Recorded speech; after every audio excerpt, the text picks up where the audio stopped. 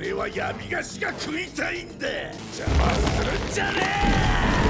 I buy into this kid more than Big Justice. Big Justice is in the ring!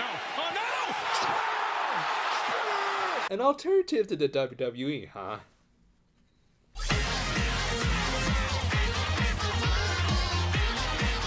Continuing right from where we left off last week, Shoma needed to quickly get an untransformed Hanto to safety. Thus, he got out his colorful four-wheeler and ran away from Captain Hook's worst nightmare. However, in doing so, he ended up calling out Hanto's surname, pretty much confirming that he knew him personally, and as a result, Hanto demanded that he even out the playing field and tell him who he was. Of course, Shoma being Shoma, he complied, but left out a minor detail that we'll get to in just a bit. For now, we check back with our resident catfishy from last week. He was just so terrifying with his cute and charming design and shiny bright eyes. Yeah, thankfully, throughout this episode, Sachika would do her part and try to clear things up with her, including the fact that she had been deceived. Well, good. With that, the catfish plot was mostly done, so we can move on to some more family-friendly stuff, right?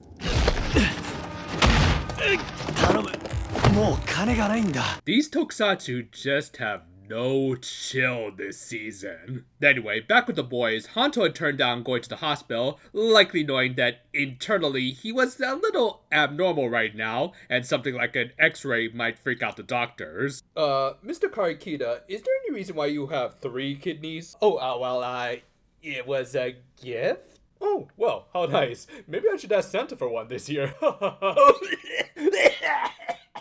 But yeah, surprisingly enough, at least for this franchise, Shoma is able to put together, based on some previous statements, as well as a lack of a second tummy and instead a surgery scar, that Hanto was a human that had gone through some sort of surgery to become part Grand Newt. Well, congratulations, dude. You're officially smarter than the grand majority of characters written by Toshiki Inoue. From there, the two writers exchanged notes, most notably what had become of the Grand Youth they were fighting, and okay, last week, I didn't bring this up because I honestly didn't think it would play into much, but Hanto rather recklessly just let that gator bite down on him just to save Emmy, which, yeah, kind of goes to show how little foresight I have, as that was meant to show how determined this writer was to save people and defeat the Grand Youths. Thus, not seeing Shoma turn that gator into a handbag didn't exactly sit well with him. And you know, I do think that Hanto's actor, Yusuke Hino, has turned in a much better performance of the two writers. Now, that's not to say he did Kazuchina and hasn't turned in a solid performance,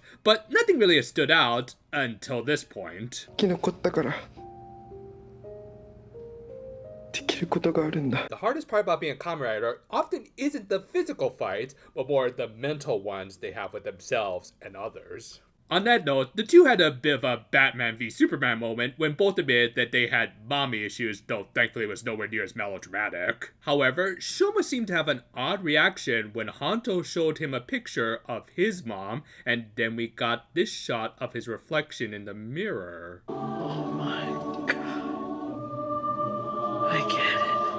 Yeah, let's just keep those thoughts in the back of our heads for now, and also point out how after hearing Hanto's hatred for the Grand Youths, Shoma decided to keep at least one secret close to his chest, or rather, stomach. And speaking of whom, the family of Tummies were looking to hire some new part-timers now that 2 of their execs had been downsized.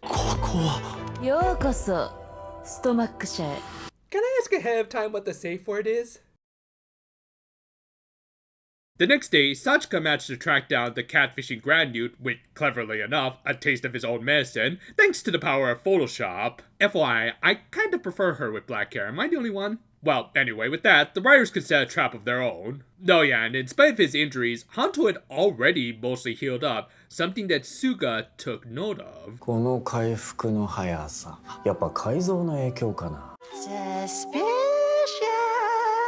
Anyway, the writers sprung their trap on the Grand Newt when he was about to strike a noticeably tall lady.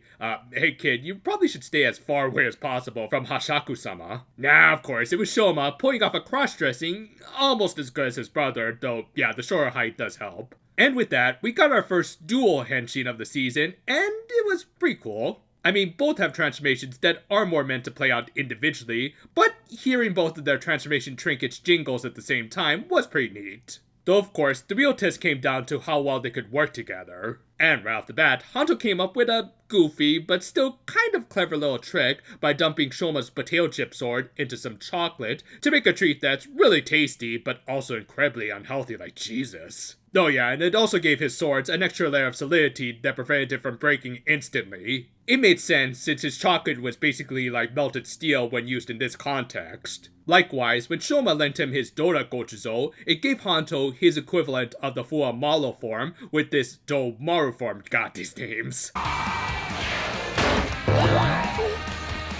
I'm gonna guess those are cake donuts, which is rather appropriate considering what's coming next week. But yeah, while the fight this week wasn't as exciting as last week's, as the claustrophobic alleyway just made for some more naturally dynamic action than whatever this empty backroom was, symbolically, it was still cool to see the riders work in such good unison. And hey, at least Gavv's suit actor didn't have to spend most of the fight in this nightmare of a costume. Later, following up on the aforementioned bit of Sachika trying to convince Emi that Shoma is a good guy, Hanto showed her a playback of what we just saw. てか、よくあんな近くの最高アングルで撮れたね。見てて。No, it's nothing. He just learned a few tricks from his photographer friend, Peter Parker. But yeah, with that, the two writers did the whole upgrade to first day basis routine, though unlike say Honaka and Nagisa, one of them was hiding a deep, dark secret, which yeah, we'll talk more about in the closing thoughts. Meanwhile, the twins were hanging out at their hideout, understandably afraid of their inevitable arranged marriages, which yeah, considering that these two both kind of fight against their assigned genders based on how they talked and dressed, you do have to kind of wonder how messed up this actually is. Well, no time to think about that, as even their special spot that they had created themselves was being repoed by their big brother. And yeah, while I do still see this as some much-deserved karma for these two, I am digging this drama as the episode ended with the two swearing vengeance against their little brother. While not quite as exciting as last week, this conclusion had more than enough drama to make up for it. Obviously, Shoma and Hanto's exchange was gripping, but the more interesting aspect were the clear seeds that they were planting for later. Combine that with a bunch of other small developments here and there, and you end up with a pretty packed episode. I guess it does make sense that this episode would, at first, feel a little less dramatic with the whole catfishing subplot mostly done, which was probably for the best. Though, I do say at first, because once you really break down stuff like Shoma and Hanto exchanging their backstories, you realize things are probably going to go even further south later. Like, first of all, it is just bad that Shoma is hiding the fact that he's half Grand Ute and a member of the Stomach family. That alone is probably going to make Hanto feel betrayed later, but then there's also the implication that Shoma has some sort of connection with the Grand Ute that abducted Hanto's mom, and might even be the beast himself. I mean, he certainly would be the first rider to be a wolf in sheep's clothing. Whatever the case, I'll certainly be looking forward to it with gathered breath. Meanwhile, a bunch of other seeds are being planted, like Hanto possibly mutating, the Stomach family refurbishing their workers, and the twins' likely final stand. Like, while the action was relatively a little toned down this week, some of the cinematography in these more dramatic scenes were really well done and got across the mounting tensions in the moment and likely to come later. It made for overall a bit of an emotional roller coaster of an episode with a big drop likely to come later. We may as well enjoy seeing these writers get along for now, as sooner or later, this tune is going to be split right down the middle. Thank you for watching, and there might be a few other videos here and there that are worth watching on this channel, just saying. Currently, we're trying to wrap up reviewing shows like Battle Spirit Sword Eyes and Precure Max Heart. The holiday season has kind of slowed things down a little, but don't worry, we've got a lot of things in the oven, especially once 2025 rolls around. Look forward to whatever comes next. Until then, though, for now, my friends, and, yeah, I probably should go visit the treadmill every so often.